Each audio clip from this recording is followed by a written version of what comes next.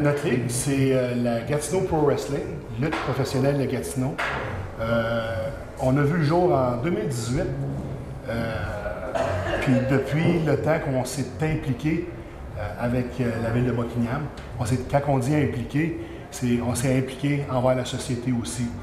Car le but de la lutte, de la GPW dans le fond, c'est on est dans une situation où on peut aider les gens. Quand on dit aider les gens, depuis 2018, on a donné pas loin de 20 000 $ commandité des équipes de hockey, de baseball. Et on s'est impliqué avec les jeunes skieurs du Québec.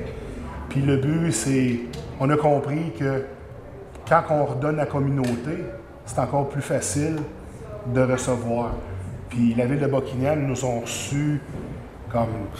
C'est l'enfer. On a, pratiquement à tous les galas, on a environ 300 personnes. Que la moitié de notre foule, c'est des enfants. Parce que la GPW, c'est de la lutte qui est familiale. Alors, c'est comme la lutte des bonnes vieilles années, les années 80. Pas de sacrage, pas de blasphémage. C'est des personnages. Puis c'est un divertissement pour toute la famille, c'est sûr.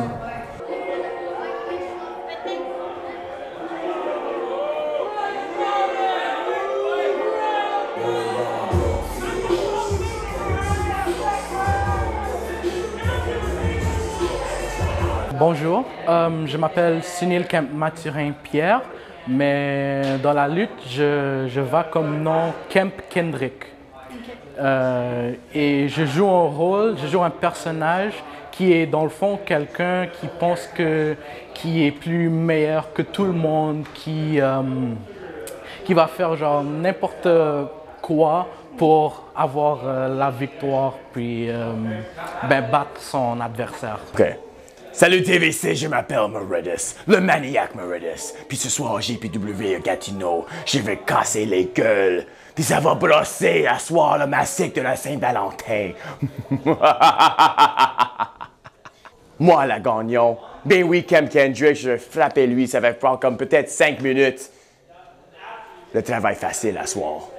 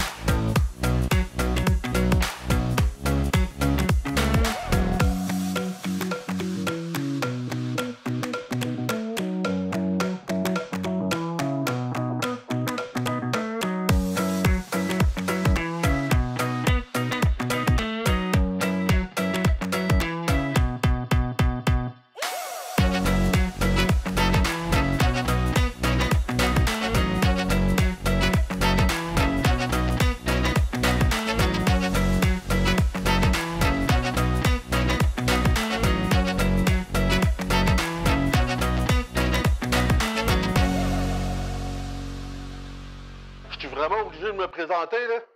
Le monde de Buckingham savent déjà je suis qui. Mais je vais te faire plaisir. Mon nom, c'est Andrew the Crusher, ici. Champion par équipe avec Picton.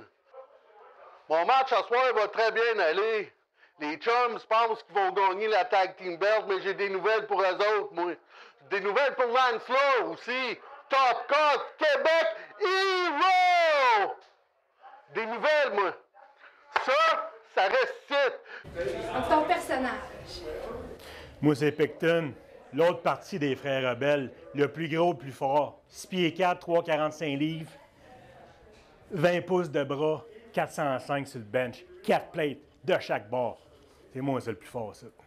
Comme les autres matchs, mais on va gagner, ça va être facile. pas de misère. Quand tu es le plus fort de la GPW, tu es bien beau envoyer n'importe qui, on les a tous passés, un après l'autre. Ils nous ont même envoyé un géant, 6 pieds 8, 450 livres. J'étais le seul au Québec à l'avoir slamé sur le ring. Pas personne d'autre qui l'a fait. Il n'y a pas personne d'autre dans ce vestiaire-là qui nous énerve. Les frères rebelles, on est là pour garder nos belts, aller jusqu'au slush poppy. Puis les chums, c'est les prochains sur qui qu'on passe. On va gagner à soir. C'est garanti, je gagne à soir. Voyons. Je viens de le dire, on est plus fort.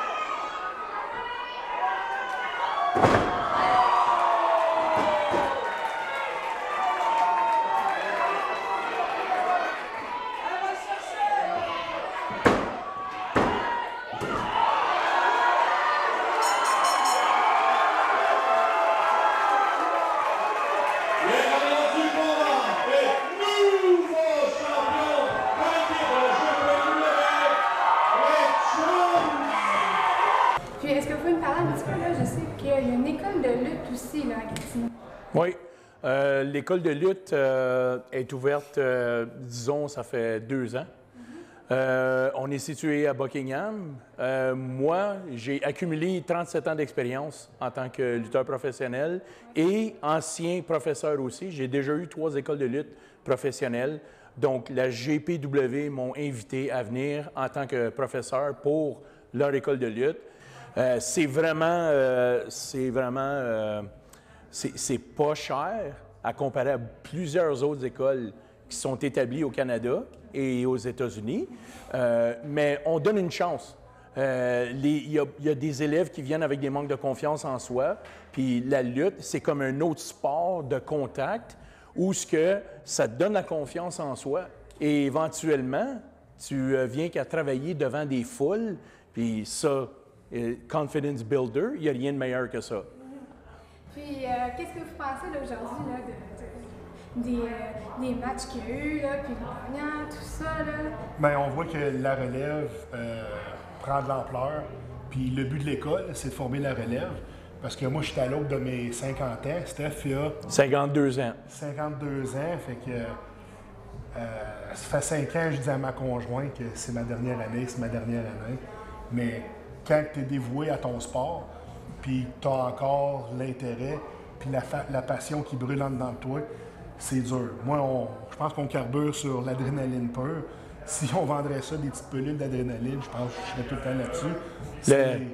C'est quand tu sors, puis moi qui est un des favoris de la foule, que le monde est en arrière de toi, c'est comme, j'ai tout le temps mal partout, mais quand ma musique part, puis je sors, puis le monde crie, il n'y en a plus de bobo. Mais je veux juste aussi lancer que hommes, femmes, enfants de 16 ans et plus, ados, sont tous bienvenus. Sont tous bienvenus à l'école de lutte. On enseigne aussi pour devenir des arbitres, des gérants. On enseigne pour devenir des lutteurs, de l'aide quand on fait des galas comme ce soir. On forme les gens, sécurité, vente de billets, tout est inclus dans la formation de lutte professionnelle. On essaie vraiment de concentrer sur la plus jeune crowd, parce que c'est ça la relève. Comme Derek a dit, il y a 50, j'ai 52, Nous autres, tout feu, tout flamme, il va exister ici, mais des fois, la patate, elle ne suit plus, là. Le body non plus. Si vous voulez vous inscrire, vous êtes local, vous voulez vous inscrire, gênez-vous pas. On est une famille à l'école de lutte. Oui, c'est un terme cliché, mais on est vraiment une famille. Puis, tu as des problèmes à l'extérieur de la lutte, on est là. C'est au 208 rue Sauvé. On est voisins du Kingpin, la salle de bowling. On rentre par en avant, puis tous les gens qui veulent venir, on est tout le temps à l'école le mardi, jeudi, de 6h à 21h. Fait que même si vous voulez passer, venez faire un petit coucou, puis voir vraiment c'est quoi. Ça donne un avant-goût. Le prochain, c'est le 1er avril. On a le 6 mai, toujours au Chevalier de Colomb. Mais notre gros show, on a besoin de l'aide du public. On veut faire revivre vraiment les années 80. Notre gros show, c'est le 17 juin. Nous, dans notre jargon, c'est notre WrestleMania. Jusqu'à présent, on a un petit peu plus que 1000 billets vendus. On va avoir un meet and greet avec Raymond Rougeau, Demolition de WWF. Oui. On a Tiger Jackson. C'est tous des gens qui nous ont confirmé. On a Paul Leduc. C'est sûr qu'il va en avoir d'autres, là. C'est un galop complet qui va consister de 8 à 9 combats. Puis c'est vraiment les tops des tops. On amène des lutteurs de l'extérieur, ceux qui sont vraiment la crème de la crème, pour accentuer les gars que nous autres, les lutteurs et lutteuses que nous autres, on forme et qu'on entraîne, pour vraiment donner le spectacle, espérons, du décennie qu'il y aura eu dans la région de Gatineau, Ottawa Hall. Au Slush Poppy, le 17 juin, il faut que tout le monde se déplace. Puis le but du Slush Poppy, c'est au début, on avait des pourparlers avec l'Arena Gartin, qui a été un gros succès par rapport à la lutte au Québec. Avec la pandémie qui est arrivée, Gartin a fermé. Fait que là, on s'est regardé. Guillaume, avec ses idées de grandeur, il dit « Le Slush Poppy, c'est comme... » Fait que là, le rêve est devenu une réalité. Le 17 juin, si vous voulez avoir des billets, allez à la billetterie du Slush Poppy. Mais si vous voulez avoir des renseignements, venez nous jaser sur notre page Facebook, GPW Wrestling. Posez-nous plein de questions. Il n'y en a pas de questions niaiseuses, c'est juste des réponses. Regarde, on est là pour faire revivre les belles vieilles années de la lutte. Fait que jusqu'à date, on est sur une bonne voie. Gala familial. Ah, toujours. Ben, merci beaucoup. Puis, Merci on vous beaucoup. souhaite, beaucoup de succès. Bon, mais merci Merci. beaucoup.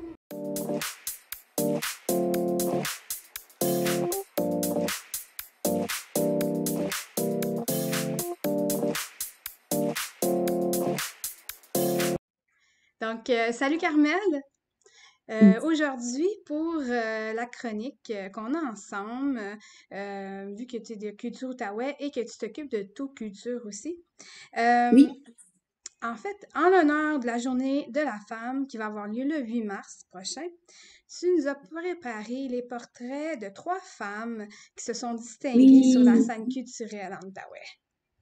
Oui, donc le 8 mars, c'est la journée internationale de la femme. Donc, il y a une qui est artiste-chanteuse qui fait du jazz, Mélanie Cloutier. Elle est une chanteuse polyvalente, elle est professeure en musique et elle fait du jazz. Elle a fait un bac en théâtre à l'Université d'Ottawa et ça fait depuis qu'elle a 12 ans en fait, qu'elle chante. Donc, c'est vraiment une femme super incroyable. There is no guidance in your kingdom. Elle est membre de Culture Outaouais déjà. Ouais. Et elle a des médias sociaux. Elle a une page Facebook et Instagram. C'est une interprète. Elle n'a jamais fait aucun album comme composé, mais elle a plusieurs performances interprétées. D'ailleurs, le mois passé, elle a fait un spectacle au Café des artistes depuis en fait plusieurs années qu'elle essaie de comme produire un spectacle, donc, et c'était vraiment super intéressant. Donc c'est une personne à suivre. Alors les 2 prochaines personnes que je vais présenter, ce sont des artistes visuels. Donc c'est Sophie Fontaine. Elle a un vernissage bientôt du 24 au 26 mars. Donc allez suivre Sophie Fontaine et elle a une page Facebook, Instagram pour en savoir plus sur son art. Ensuite, on a Aurélie Cadjo, qui est originaire de Gatineau. C'est une artiste visuelle. Son art est beaucoup plus, elle est beaucoup plus dans les détails. Et c'est une artiste afrodescendante. Elle est originaire de Côte d'Ivoire. Elle a grandi à Gatineau. Et ça fait plusieurs années, en fait, qu'elle fait de l'art. Et elle a eu la chance de faire des expositions, par exemple, à la Galerie d'art d'Ottawa durant l'été passé, avec un collectif, en fait, d'artistes de la région sous le thème de l'amour. Et le mois passé également, elle a eu une expo où elle a présenté plusieurs toiles qu'elle a réalisées. Puis elle fait de l'art sur toile, mais aussi de l'art numérique, donc beaucoup dans les portraits humains. Et elle fait pas de toile de la nature ou abstrait. Elle est vraiment comme dans les portraits humains. Est-ce que tu peux nous parler un petit peu là, des actualités qu'il y a par rapport à Tout Culture? Comme vous savez, j'en ai parlé dans la chronique précédente. Tout Culture, c'est une plateforme qui permet en fait de retrouver en fait toutes les activités culturelles et artistiques à une seule place. On est en partenariat avec les villes, avec des salles de spectacle, avec des salles d'exposition pour offrir en fait une plateforme, un endroit précis où est-ce que vous pouvez retrouver le calendrier culturel en Outaouais. Puis je vais commencer par les expositions. Donc, jusqu'au 19 mars, par exemple, on a l'exposition Porteur d'Anne Billy du côté de l'espace Pierre Debain, qui est à Gatineau, dans le secteur d'Elmer de Gatineau. C'est vrai que c'est beaucoup loin de vous, mais on est dans l'Outaouais. Il faut être un peu plus curieux des autres régions de l'Outaouais. Ensuite, on a, cette exposition parle en fait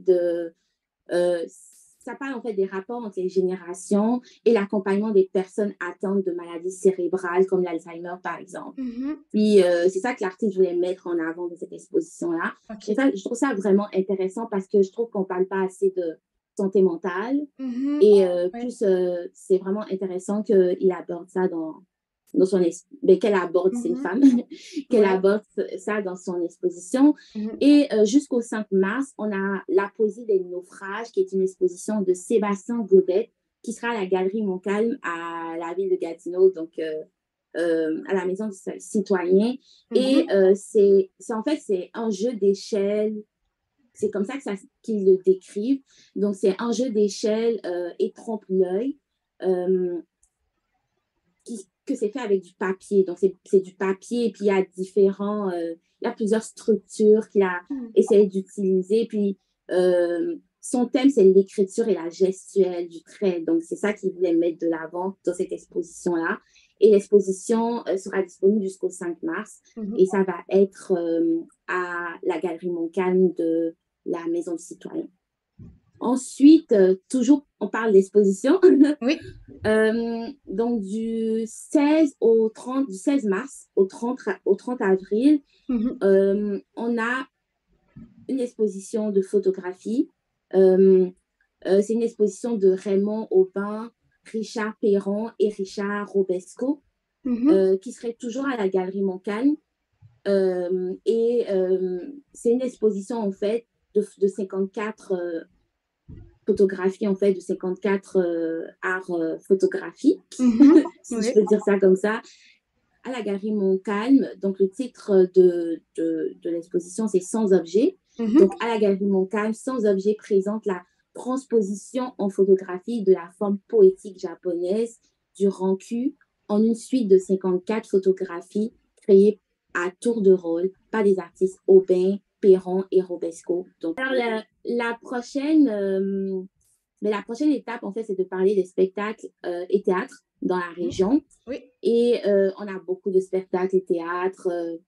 Il y a une personne que tu as interviewée pour cette émission, Sophia Duhem, qui va être en spectacle le 3 mars au Carrefour culturel Estacade. Et du 1er au 26 mars, le Théâtre de l'Île propose une pièce de théâtre art intitulée Art. C'est une pièce de théâtre qui a été mise en scène par Cyril Cato et écrite par Yasmina Reza. Oui. Et c'est une pièce qui présente en fait une conversation entre deux amis sur un tableau entièrement blanc. Donc, eux, ils arrivent, il y a un tableau entièrement blanc, et puis là, ils sont là, ils parlent. Donc, c'est un peu ça, la pièce, Oui. en bref.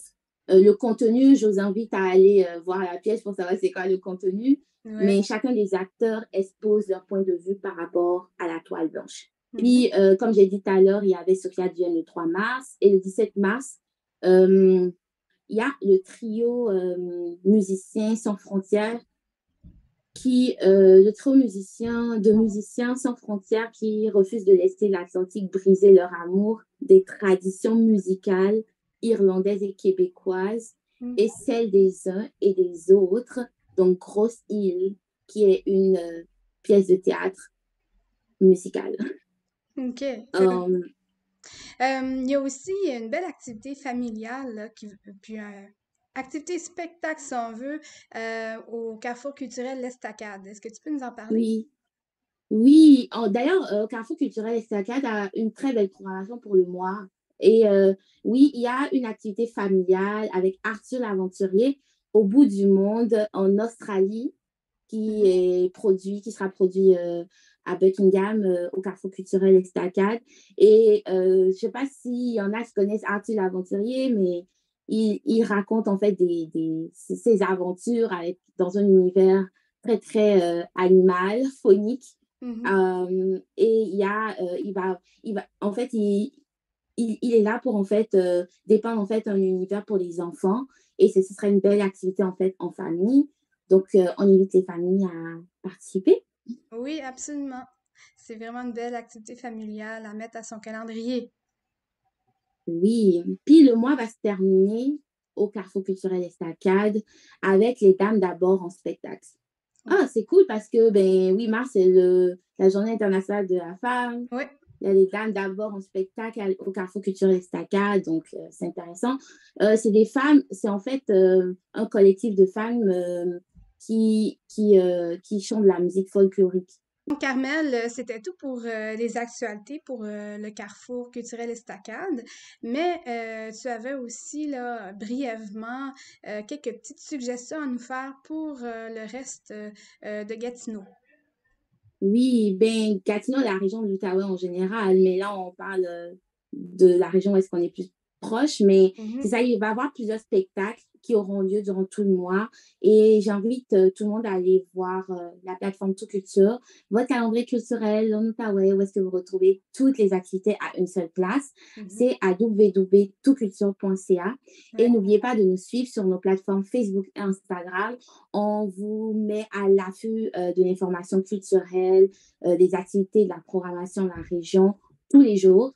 Donc, n'hésitez pas à aller nous suivre à toutculture.ca sur Facebook et Instagram. Merci. Parfait. Donc, je te remercie beaucoup, Carmel, puis on se dit à une prochaine chronique.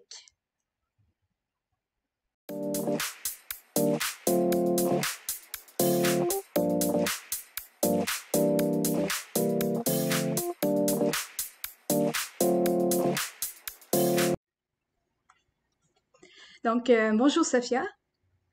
Bonjour, Rosalie. Donc, je t'ai invitée aujourd'hui puisque tu vas présenter au Carrefour culturel L'Estacade un spectacle ce vendredi, le 3 mars, à 7h30 le soir. Donc, est-ce que tu peux me parler un petit peu plus là, de ton spectacle et de ce que tu vas présenter là, à tes fans? Oui, donc, c'est la première fois que j'entends quelqu'un dire les fans. C'est des personnes qui m'ont découvert récemment, mais c'est le fun. J'ai vraiment ça fait très longtemps qu'on construit ce spectacle parce que moi et mes deux musiciens, donc Andrew Schmidt et Nicolas Chade-Côté, on a un petit trio musical quand on veut faire des spectacles plus complets avec un son plus plein. Et on a plusieurs nouvelles chansons à présenter. On est en train de construire un spectacle qui est vraiment divers, qui est vraiment, je crois, complexe. On a un peu de chansons françaises, on a du rock, on a un petit peu de jazz. Donc, j'essaie vraiment de montrer toutes les possibilités de ce que je peux atteindre comme artiste. Et oui, donc c'est ça, j'ai vraiment hâte. On a passé toute notre semaine de relâche à pratiquer puis à monter le spectacle. Et je pense que ça va vraiment être le fun. Puis, justement, pour ce spectacle-ci, quelles sont tes sources d'inspiration? Ah, ça, c'est une bonne question. Ben, je pense que question chanson, donc les personnes qui m'inspirent quand j'écris, ça se rejoint un peu entre la chanson franco, comme j'ai dit, donc du Pomme, du Hardy, du Pierre Lapointe. Puis j'ai aussi un autre côté qui est très, très actif, très rock. Donc là, on va chercher des Beatles, on a un peu de Pink Floyd aussi, puis c'est ça, on veut bouger, puis c'est un mélange du rock puis de la chanson. En fait, tu es auteur, compositrice, interprète. Donc, j'imagine que tu vas nous présenter là, de tes créations durant le spectacle. Donc oui, depuis l'année passée, en fait, j'écris de plus en plus et je pense que pour ce spectacle-ci, je présente mes meilleures chansons et surtout une majorité de mes chansons. Donc j'ai commencé à écrire de plus en plus en français et en anglais. Puis là, on a vraiment un spectacle complet qui est majoritairement des chansons originales de tous les styles et puis je pense qu'il me représente bien. Donc, tu as aussi participé là, à Star Academy. Est-ce que tu pourrais nous en parler un petit peu plus? Oui, donc à Star Academy, même si mon passage était un peu bref, ça m'a vraiment présenté la possibilité de faire ça comme plus sérieusement. Parce que moi, j'écrivais des chansons, je faisais des petits concours, mais j'étais très focusée sur le parcours réaliste, on va dire, des études. Je suis encore aux études, puis j'aime ce que je fais, mais à cause de Star Academy, puis à cause des contacts et des amis que je me suis faite, et de voir une si grande production avec tellement de personnes qui travaillent pour créer un show comme ça m'a vraiment plus ouvert à l'idée de faire ça comme carrière, on va dire. Puis aussi, ben, ça m'a donné beaucoup d'expérience. Donc, gérer avec le stress, gérer de l'organisation, tout ce qu'il faut faire pour organiser un spectacle qui a du sens. C'est ça. Puis, donc, pour les gens qui voudraient se procurer des billets, parce que j'imagine qu'il y a encore des places, là, vu que, donc, comment est-ce qu'ils peuvent se procurer les billets? Donc, sur le site de Estacade, il y a la petite section spectacle de Sophia Duhem. Puis, c'est ça, sur leur site officiel, on peut se procurer des billets. Parfait. Donc, ben, je te souhaite là, que ton spectacle soit vraiment un succès. Puis, donc, à une prochaine fois. Merci, vous aussi.